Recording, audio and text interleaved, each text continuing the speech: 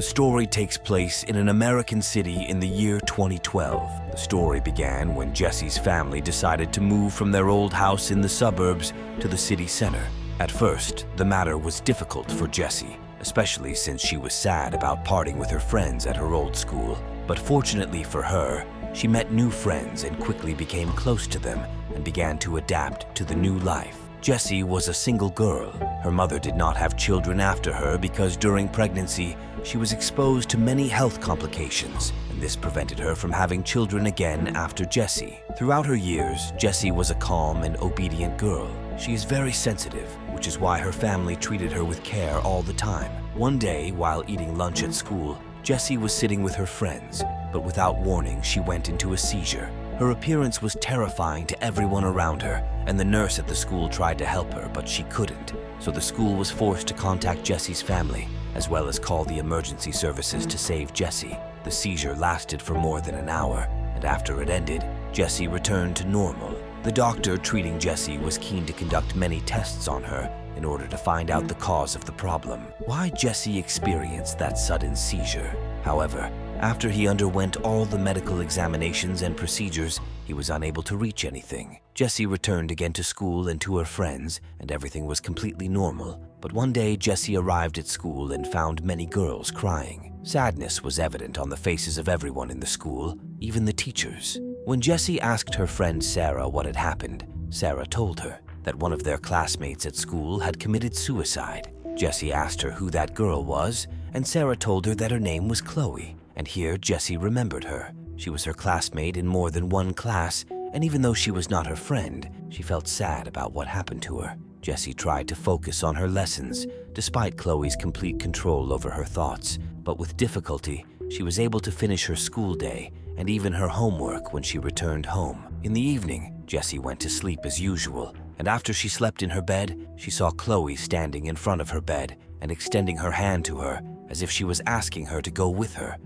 Jessie did not know whether what was happening to her now was a dream or reality. Jessie was terrified, but she extended her hand to hold Chloe's hand. Jessie immediately found herself in another house, and when she looked around, she realized that she was in Chloe's house. There were loud noises coming from one of the rooms. When Jessie entered that room, she found that Chloe was crying while sitting on her bed, and her father was screaming at her, telling her that she was trying to destroy his new family and that he was thinking about putting her up for adoption or perhaps sending her to a foster home because he did not want her in his house. Then Chloe's father left the room, and then she put her hand under her pillow and took out a picture of a woman who looked very similar to her. Jessie understood that this woman was Chloe's mother. Chloe grabbed the picture and hugged it, and her crying increased. Then everything around her changed, and she found herself standing in the living room of the house, and there was a woman sitting in one of the chairs asking Chloe to clean the dishes. When Chloe refused, that woman ran towards her and hit her in the face.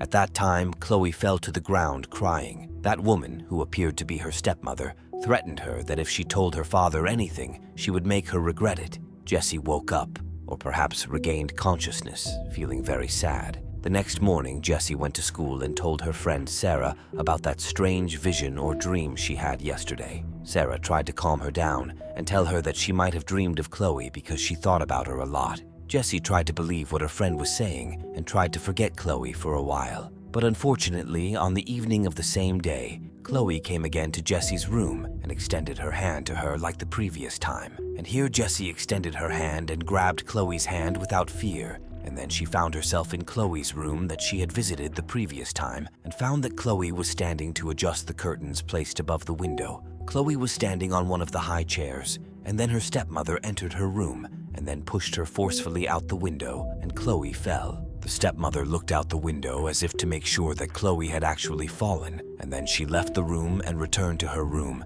and pretended to be asleep. Jessie woke up from that vision feeling terrified and immediately went to her father to tell him what had happened. She was fearfully repeating that she knew what happened to Chloe. She knew that Chloe had not committed suicide, but had been killed by her stepmother. Jessie began telling her father all the things she had seen. She was sure that this is what happened with Chloe, and she was insisting on her father to go to the police to report Chloe's stepmother. Her father knew that she had no right and no evidence to accuse Chloe's stepmother, but he agreed to take her to the police because he was afraid that she would have another seizure attack. Jessie and her father went to the police station, where her father entered the responsible officer and told him the whole story. He told him that he knew they had no right to file a report, but he feared for his daughter to have a seizure again. Jessie's father asked the policeman to listen to her and tell her that he would investigate to confirm what happened with Chloe. Here, Jessie entered the officer and began to tell him what happened, and the policeman did exactly what he agreed with Jessie's father. Jessie felt comfortable and went to her home that day, feeling that she had given everything she had. And since that day, Chloe had been visiting Jessie at her home, but Chloe's face gradually began to disappear until she completely stopped visiting her. One day, Jessie's father came from work holding a newspaper and told Jessie to read one of the news. When Jessie started reading, she found that this news story of the father of one of the girls who went to the police and admitted that he had covered up on his wife who killed his daughter because his psychological state was very bad after he tried for 2 years to cover up the murder that his wife committed when she pushed his daughter out the window, and Chloe's name was mentioned in the same news. And here, Jessie and her father knew that what she had seen previously is the truth, and it was not just fantasies like everyone told her. The strange thing is that Jessie saw Chloe for the last time, and she told her that she was fine and that she was with her mother now. Jessie's father was worried about his daughter, especially since he was sure that she was not imagining, and these were not just dreams as he was trying to convince her. But over time, he tried to reassure himself and not let his thoughts and anxiety control himself. And one day, Jessie's father heard a knock on the door, and when he went to open the door, he found an officer in front of him. Jessie's father felt that he knew this officer, but he did not know where he knew him from. Then the officer introduced himself, saying that his name was Hank, and that he was the same officer that Jessie's father spoke to when he brought her and asked him to listen to her. Officer Hank asked to. He talks to Jessie, but unofficially, Jessie's parents agree and let them talk together. Jessie knew Officer Hank at first sight, and here she greeted him and asked him why he did not investigate Chloe's case as he had previously promised her. He told her that when she came to him, her father's request was that he listen to her and reassure her only, and that is why he did not look into the case or investigate it. And Officer Hank began to question Jessie again. How did she know all those details that she had told him in the past? And he asked her to tell him everything again. And here Jessie repeated all the details that she knew through seeing her, which put him in a state of shock because all those details are what Chloe's father said in the investigations. Officer Hank thanked Jessie, and as he was leaving the house, he told her father that she had special abilities and knew a lot of information, and he must take care of her and believe her later. Jessie finished her studies in high school, and then she joined the College of Arts and specialized in photography. There she met Noah, who was also studying photography with her. Jessie fell in love with Noah, and Noah proposed to her on the condition that they get married after completing university studies. While studying, Noah and Jessie registered to train at a local newspaper. The newspaper was asking Jessie and Noah to photograph some places or incidents because they were the youngest and had a desire to prove themselves, and therefore would not object to any assignment asked of them. At that time, Noah and Jessie were living together in an apartment, and Noah would go with Jessie every day to the newspaper because he had a car, and therefore it was easy for both of them to move around. On the way to the newspaper, Jessie used to spot a girl who looked like she was 12 years old. She was standing with torn clothes and disheveled hair. She looked frightened and sad. She was looking at Jessie. The situation repeated with Jessie on a daily basis, to the point that one time she decided to take food from her house and give it to that girl. When Jessie approached the girl, she found her standing in front of her and looking at her without speaking. The girl was holding a black piece of cloth in her hand. Jessie tried to talk to her, but the girl did not answer her. So Jessie left the food next to her and returned to Noah's car again to go to her work at the newspaper. One day, Noah was on a mission, and a call came to Jessie from the newspaper saying that there was a big fire and she had to go cover it. Jessie tried to call Noah to find out if he was nearby so he could take her to the fire site, but Noah told her that he had not finished his work yet, so perhaps she could take a taxi and go there alone. The distance between Jessie's house and the fire site was not far, only 10 minutes by car, and Jessie actually got into a taxi and headed to the fire site. That was almost minutes before midnight, and then she saw the same girl with cut clothes and unkempt hair standing in the same place. Jessie thought about going to do her work and photographing the fire, but something told her to get off and go to that girl. Jessie asked the driver to stop, paid him his fare, and then went in the direction of the girl. Then the girl extended her hand with the black cloth to Jessie, and when Jessie touched the piece of cloth, she found that the place around her had completely changed. This little girl seemed to be normal, walking in one of the streets, and it seemed that she was returning from her school when a young man who appeared to be 20 years old approached her. The young man tried to approach her, but she screamed, so he was afraid and moved away from her.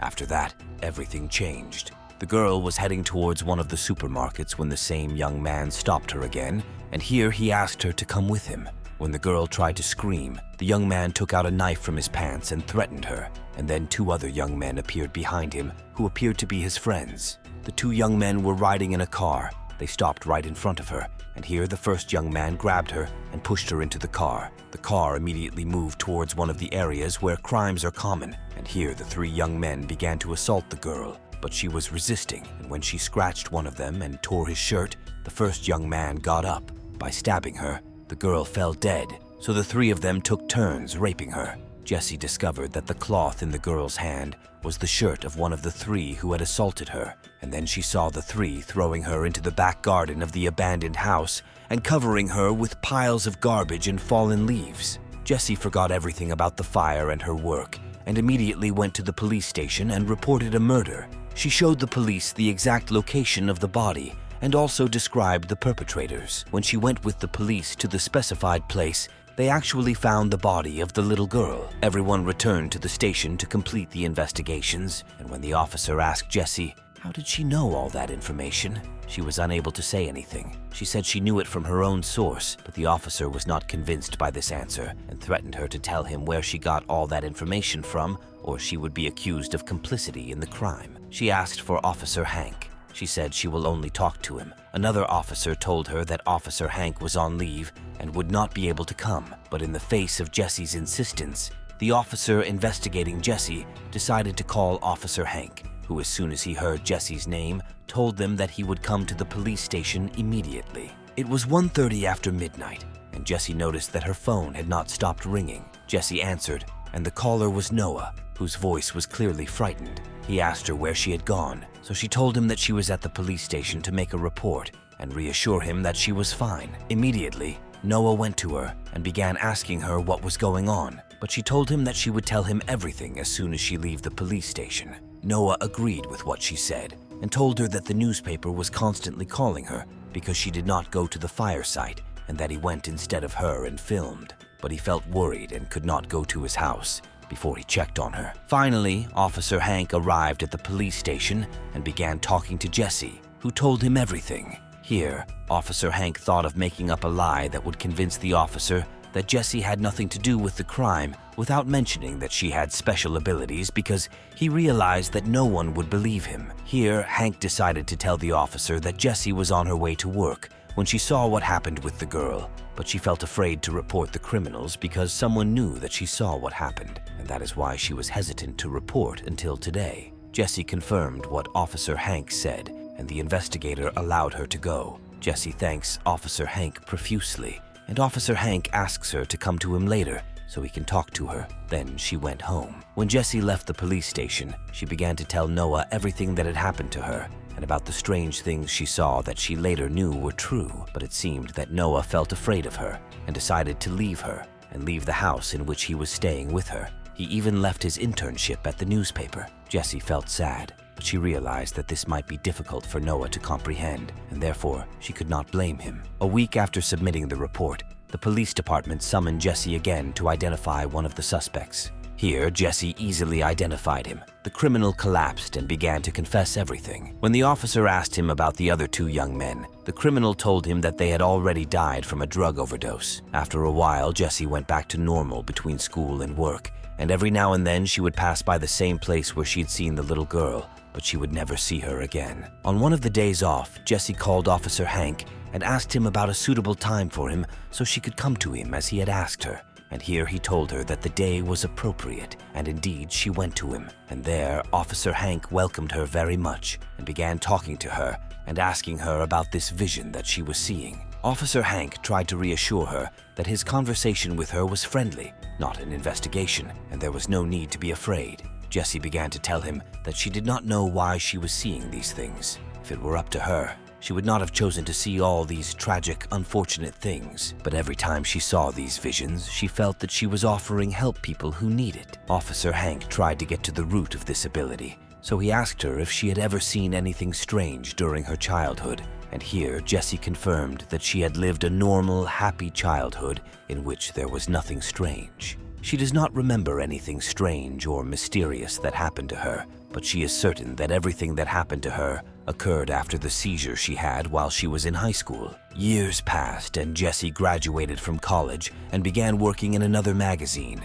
larger and more famous than the newspaper she was working for at the time of her studies. Jessie's work required traveling to many places to photograph landscapes and major events, and during her visit to one of the American states to photograph the eclipse phenomenon, she was staying in a hotel overlooking the ocean, and then she saw from the window of her room a woman walking towards the water. Jessie tried to speak on the hotel's internal phone to send anyone for this woman, but no one answered her. Here, she decided to put on her coat and go herself to save this woman. The woman begins to go down into the water. Jessie spots her and runs after her and holds her hand and tells her not to do that. The woman reassures her that she will not commit suicide and comes out of the water with her, so Jessie and that woman sit on the beach. The woman tells her that her name is Hannah Riley, that she is a painter and she is the owner of this hotel, and that her daughter Anne lives with her in the same hotel, and that tomorrow is her birthday. She turns 11 years old, and then Hannah puts her hand on the necklace that she is wearing and gives it to Jessie, telling her to give it to her daughter Anne because she will not be here tomorrow. Jessie asks her why, so Hannah gives her the necklace. Then the place changes around Jessie, and she sees herself in one of the huts near the beach. In the surroundings, she saw Hannah shouting at John, one of the hotel workers. Jessie saw him when she arrived at the hotel. Hannah was telling him that she does not want to continue a relationship with him because he is mistreating her and beating her. Here, John tells her that he will not allow her to do that and that he wants her now. So Hannah tries to leave the hut, and here John hits her severely and grabs a bottle of wine, broke it, and stabbed her in the chest with it. Hannah fell and was bleeding, and here John thought he had killed her. So he brought a large stone and a rope and wrapped them around Hannah's feet. Then he carried her and threw her into the water until he was sure that she would not rise again. Hannah was still alive, but when he threw her in the water, she died by drowning. Then Jessie saw John return again to the hut and begin to clean everything from Hannah's blood, and then he sat at the table and began writing a letter to Anne, Hannah's daughter. John wrote that Hannah decided to run away and leave her daughter and travel. Everything changed around Jessie again, and then she was in one of the hotel rooms where there was a young girl. Jessie understood that that girl was Anne. John gave her the letter, and Anne began to cry hard, and then John embraced her and told her that he would not leave her like her mother had done, and he would not abandon her. However, Jessie came back to reality and found Hannah still next to her, asking her to give Anne that necklace and tell her the whole truth. Jessie returned to her home 2 days later and began searching for the name Hannah Riley. She found out that she was a painter and had many distinctive paintings. She knew that her daughter had inherited the talent for drawing from her. She was surprised when she learned that Hannah's daughter, Anne, was holding an exhibition of her paintings in a hall very close to her home, so she decided to go to her. Jessie waited until all the visitors in the exhibition had gone, and here she went to talk to Anne. Anne was a beautiful young woman, no less than 25 years old. Jessie tried to tell her what had happened with her mother, but she did not know how to explain to her what had happened and how she knew about all of this. So she told her that she saw her mother on her trip to Spain and that her mother was feeling pain because she could not be with her, and that she loved her very much and had never wanted to be away from her. Anne looked at her in disbelief, so Jessie took out the necklace that Hannah had given her and gave it to Anne. Here, Anne was greatly affected and cried hard. Jessie sat with her until she calmed down completely, and then she left her and returned to her home. But since that day, Jessie did not return to normal and began to see dead people everywhere, talking to her, whispering in her ear, which made her unable to do anything. She entered a state of depression. She was initially diagnosed with a nervous breakdown and depression, but over time, the doctors agreed that she was suffering from psychosis and that everything she saw were just fantasies created by her mind. Here, the doctors decided to place her in a room in a mental hospital, and despite the difficulty of Jessie being around. In this place, however, she did not object. At least she no longer saw the dead or heard their voices.